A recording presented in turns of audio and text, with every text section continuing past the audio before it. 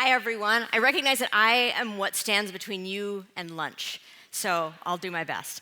You know, I work for Yammer, which is now a part of Microsoft, which is something that I never thought would happen. And as someone who's worked in user experience, I've had pretty much every job in user experience, I didn't realize that I would be in the position of having to defend it against the onslaught of more quantitative technology. But that seems to be what I'm doing. So I'm going to talk today about embracing hypothesis-driven design, which is our fight in trying to elevate the design and user experience. So a lot of us have gotten faster. We've started working in sprints. We've started adopting measures of lean. A lot of you are building things in 2 weeks that you used to have months to do. And most of the designers that I have talked to aren't real happy about that. We feel like we've lost something in the process. We may be releasing faster, but are we getting better? A lot of times there's something lost. We don't get that chance of doing deep exploration. We don't get to refine things as much as we want to. And we want to make that better. So how do we actually get better? Well, one of the things we have to accept is that when we've designed something good, we can't just keep applying that solution over and over again. Being right's a temporary condition. It worked for this context, for this audience right now.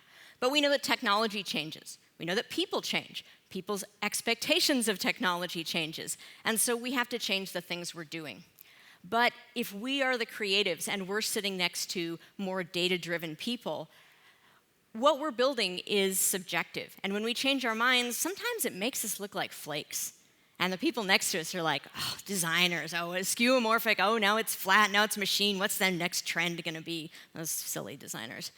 But we're sitting next to so many things that are easy to quantify, and quantifiable things are really comforting. But that's something that we can use to our advantage.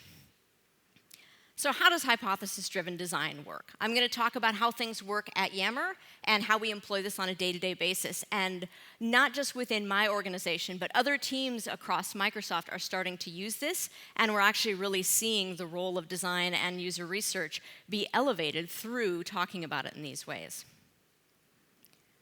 So the first step is to form a hypothesis, or that's a really fancy word for a guess. So that's just a belief about something about the way the world works. And we all have these beliefs already. We're imbuing them in our work constantly. And because we're creative people, we have experiential beliefs about the way the world works. We have beliefs about the way language and tone can impact someone's feelings. They can make people happy, as we've seen earlier, and happiness helps you do a lot of things on websites and products. We have a belief that people have formed mental models, not only of how they navigate products, but of how they navigate things like cultural situations at work. How do you address that email to a superior so that it comes off correctly? How do you raise an issue with trusted coworkers so that you don't end up saying something that makes you feel stupid? These things have a massive impact on people getting the things done that they want to do. We have hypotheses around colors. One of my favorite tests that we ran at Yammer was a while back. We said we'd really like to introduce a more cheerful color palette because we think it will make people happier and stick around and use the product longer. And the product managers I worked with hated that as a hypothesis. They were very uncomfortable with it. They said, it's so imprecise. You don't even know why color would work. Is this worth testing? And when you take this approach, everything is worth testing. So we formed that as a hypothesis. As it turned out, brighter colors had a massive impact on people returning to our product and people actually engaging with it more. And the beautiful thing about things like that is it makes all of my next arguments much easier to win because I can point back to that and say, look, color matters. We might not know why. You might think this was weird, but you can't argue with the results. So we have a format for how we present hypotheses, and this has worked well in a lot of other contexts. And these 4 parts are not rocket science. In fact, you're probably thinking these are all in my head already. I do this every day. Of course, I have a sense of the problem I'm trying to solve. We've just had a bunch of speakers up here talking about how design is solving problems. What's different is that it's not about having it in your head. It's about getting it into everyone else's head. So we believe that customers have some sort of problem. and it leads to this consequence. And that might be a consequence for them or for us, the business. And if we tried this solution, it would lead to something better, some kind of better results. And we form that out, and then we start talking about it. So when this is in your head, it's not very useful. What makes this actually work is getting this into everyone's heads and making this a part of the culture. So hypotheses require action. We can't just have them in our heads and let them sit there. And the first thing I tell people is you have to write this down. And I don't mean write it down in a spec that no one reads anyways. You're probably not even the owner of a spec. But like I said, no one reads those. This is whiteboard. This is Post-it notes. This is up in pictures on your wall. We have a belief about the world, and this is what it is. And we share it. And we share it to everyone, and we don't just share it in boring whiteboard. We make it into stories, and we make sure everyone knows those stories. We test it. We figure out, hey, we have this belief about the world, but there was a big if in there. We're willing to admit that we might be wrong. We've stated this belief, now we're going to go out and we're going to try and invalidate it. We're not going to go out and just look for the least minimal effort to prove that this is the thing we wanted to do anyways. We've all seen people do that, doing user research just to prove that the thing I wanted to do anyways, oh yeah, see, I asked 2 hand-picked users and they agreed with me, so it's a great idea. We're not actually trying to do that. We're trying to actively disprove ourselves. And we identify a way of measuring. Ideally, this is something like an A/B test, which is very easy and it's not easy to do, but it's easy to quantify. But it doesn't have to be. I've had measurements that said something like, we believe that if we change this feature in the product, the people who email us for customer support will be less angry. That was a very subjective metric, but guess what? We could really tell when we nailed that goal, because the person who was answering support mails was a lot happier and could say, I don't need a word cloud to tell me that people are much less pissed off than they were 3 months ago. And when we learn something, we have to revisit it. We have to go back and we have to update those beliefs about the world, which might be, we believed that a friendlier tone of voice would help people use our product, and we were right. Or it might be, we believed that this particular spacing arrangement would lead to greater legibility, which would lead to higher usage. And you know what? It didn't. We were wrong. There's something else that we need to fix here. And then we write that down again. So if you had the whiteboard, you erase it and you write out the new belief, and you make sure everyone has that new belief in their heads. And then we build off it. Because every time that we have formed a hypothesis, tested it, and proved it, we have a foundation for making more hypotheses. And this time they're smarter than the ones we started with in the first place. Because when you first start this, you are literally guessing. It's a wild-ass guess. But once you've started learning, you are making what we call educated guesses. Remember this from school. It's a useful thing. We share the knowledge, we tell stories. I can tell you in a technology company, there is only one thing that is more powerful than numbers, and that is stories. Even the most hardcore engineers like hearing stories. And so we talk about them. We bring up the users, we humanize them, but we always tie it back to, we were trying to solve a goal, we were trying to solve a problem, this is what we tried, and it worked. One of the ways we do this is we like to bring engineers into customer interviews as note takers. They don't necessarily want to talk to users. We don't tell them they have to talk to users. We say, here, just take this pen and paper, take this laptop, and just write down the things they say. This is a great kind of guerrilla way of getting people to care about what users say. And then they go on and share the knowledge too. So the most successful thing in my view is when I am walking past a conference room and I hear an engineer say, no, we know from research that users are confused about this. Yes, because everyone will listen to them. I don't have to be everywhere. I don't need to, I can scale myself infinitely as long as we have other people telling these stories. So I'll give you an example, and this is working. This is how we do this at Yammer, and this is something that's taken a little while. So another thing about hypotheses and testing is a lot of times people say, well, isn't that just simple stuff? Isn't that like, does the red button or the green button convert better? Like, we're interested in solving bigger problems. So this started as a small thing and turned into a really big problem. So the situation we had is that people weren't using search in our product. And that was not under debate. We had quantitative data, people are just not using search.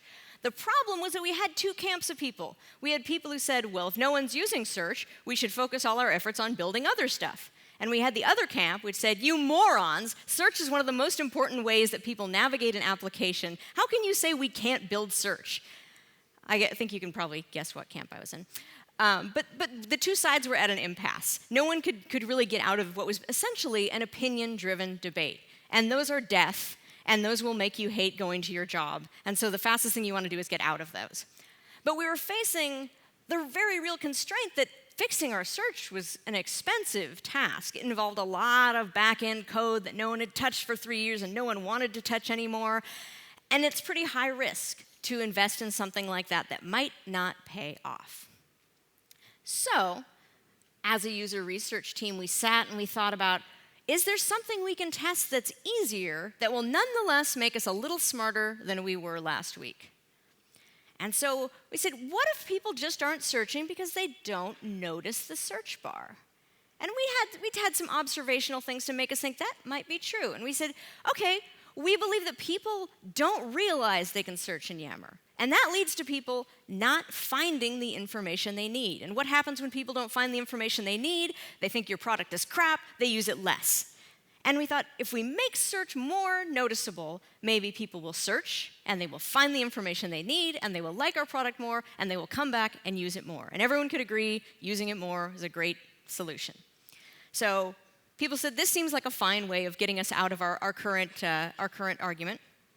And so we made search more prominent.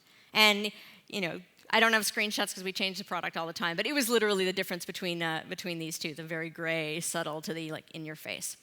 And just to be sure, we did some paper prototype testing and showed it to people, and yeah, they definitely noticed it now. And so we built it as a, almost a misnomer. The engineers who were overhearing this debate were like, we could have done this in CSS in half the time that you guys have been arguing about it. So this is very, very fast. Built it, we shipped it, we tested it, because that's what we do. So what happened? Customers did, in fact, search more. A little tiny bit more. Not very much. And the people who searched more did not use our product more. And so the naysayers kind of looked at this and said, well, great. Well, now what do? We don't know where to go from here. Now, maybe this was just a waste of time. Why are we bothering with this? And I said, well, let's look a little bit about what we did learn, because that's always what we're focusing on. So what did we learn? We had a hypothesis that people aren't searching because they don't notice search. That was mostly false. We had a hypothesis that if people searched more, they would find our product more valuable. That was definitely false. We had a thought that we should invest more effort into improving our search experience right now.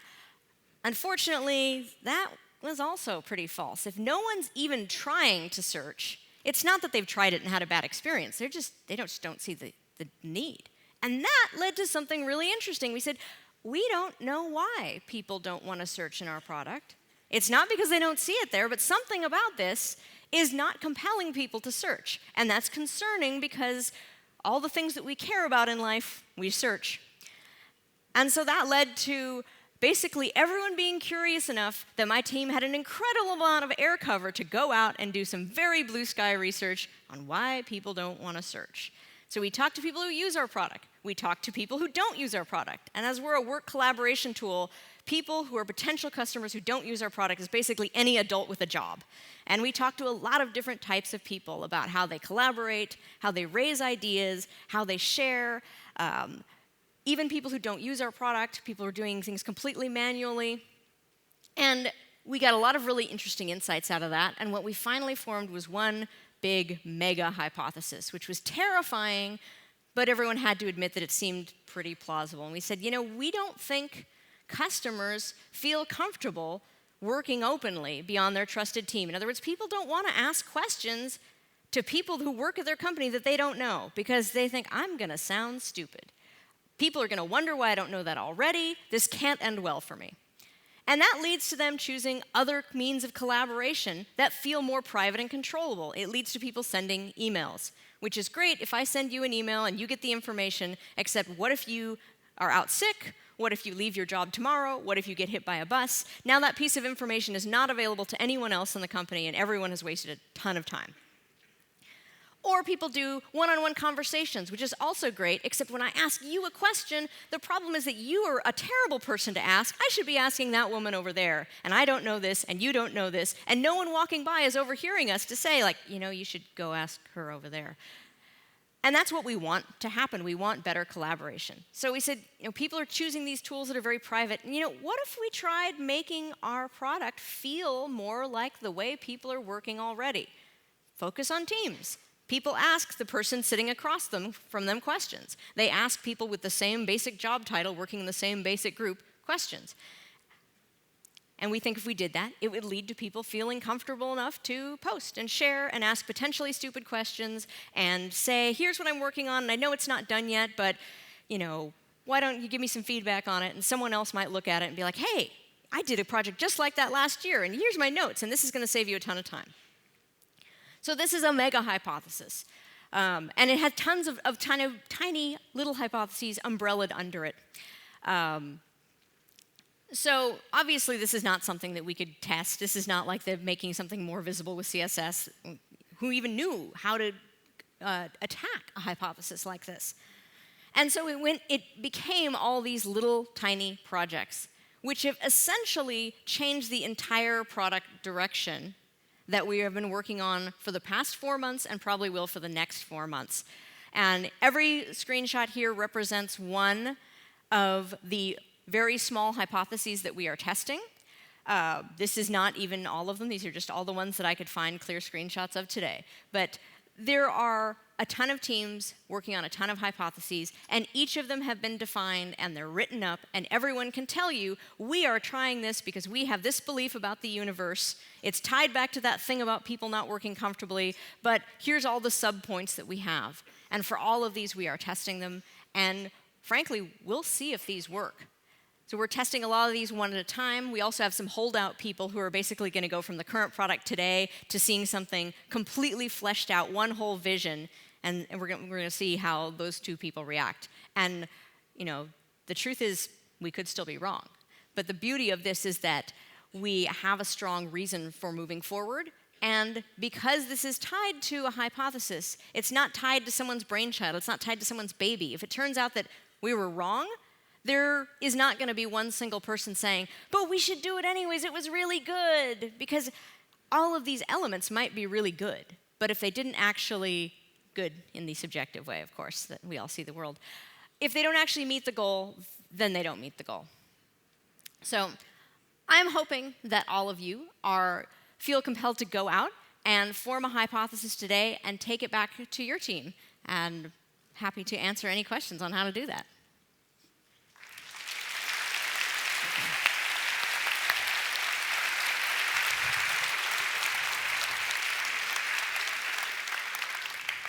Let's just check if I get this right. What's then the unique strength with Yammer? Explain that. Sorry? The unique strength with Yammer. I think it's the cultural dedication to admitting that we are wrong often. It's just kind of a common thing. People start with a job and we tell them, the first thing you're going to have to get used to is that you're going to be wrong all the time. But so is everyone next to you. And so there's a sort of comforting sense of someone will say, like, I really thought that was going to work. I really thought this was, a good feature, a good design choice. And the person next to him will be like, I know, I've had that happen to me too. But it wasn't. So what do we learn from it, and how are we going to do better next time? And I think it's very hard to do this in isolation. But it becomes contagious. Everyone realizes that, if it was okay for you to be wrong, it's okay for me to be wrong. And actually, we should all stop assuming these things because you know what happens when you assume. Is it a growing network right now? Yammer is growing pretty heavily right now. We have a lot of Microsoft to thank for that. But also the depth of usage is getting higher as we're doing these things because we're really understanding the things like mental models that make people make their choices around work. And people don't make work tool choices in a vacuum. It has to do with what your boss is doing and what your coworkers are doing and what you think your work culture is encouraging you to do. Annika, do we have anything? Yes. Can you give a few examples of how you have had approached invalidating a hypothesis rather than validating? Sure. So how do we invalidate hypotheses instead of validating? One of them is through A/B testing, we're literally only changing one element. And so we can see, if this group of users is using the product more, this is the cause that is responsible for it. But another one is when we do a lot of interviews. A lot of times we're testing things in interviews first because that's fast and easy. We don't go in saying, do you like it? That is a terrible question. But we don't go in with the notion that one thing is right, and we don't even go in starting off by showing people the solutions that we're going to have. We always start with a sort of, tell me about how you're doing this today. And that is a very neutral opener, and it allows people to come closer to tell you what they're actually doing. So we might think that people tackle their to-do lists in a certain order. But if we just say, when you get into work in the morning, how do you figure out what you're doing today? We haven't mentioned to-do lists. We haven't mentioned any solution. We're just leaving it open to someone. And so when they start talking, sometimes they'll go in a completely different direction from our solution. And we maintain a policy of letting them go where they're going to go. So that's another really powerful tool. And it does require a lot of practice to have maintain that sort of Zen sense of like, I know what I think the right answer is, but I'm not going to telegraph it in any way. And to jump to another topic then, since I mentioned it, say a couple of words about the book you wrote. Sure. So I'm the author of Lean Customer Development. Customer development, we said, is the art of making sure that before or while you are building something, that you make sure that people are actually going to want to buy it. Seems like a fairly important thing. When I started talking about this in the beginning, I found that everyone thought that was a great idea. I mean, who would argue in principle with that? Like, of course, I'm going to build something, I'm going to work hard, I want people to buy it. But the sticking point that people always came to is like, how do I do that exactly? Because it goes against our nature. We're people who want to build things. We want to start mocking things up. Or if we're entrepreneurial people, we want to sell. We want to immediately start saying, like, here's a solution. Isn't it great? Don't you want it? And that's seeking to validate rather than invalidate. And so I really go through a lot of the details of why people are willing to talk to you and what kinds of questions you can ask that will get people to be better predictors of the future, which is essentially tell us about what you've done in the past, because anything that we ask you about, would you like to or would you be interested, is going to be aspirational. It's like the people who are going to quit smoking or go to the gym or eat more vegetables. We all say we're going to do that, and we're terrible liars, but inadvertently. Thank you, Cindy Alvarez. Thank you.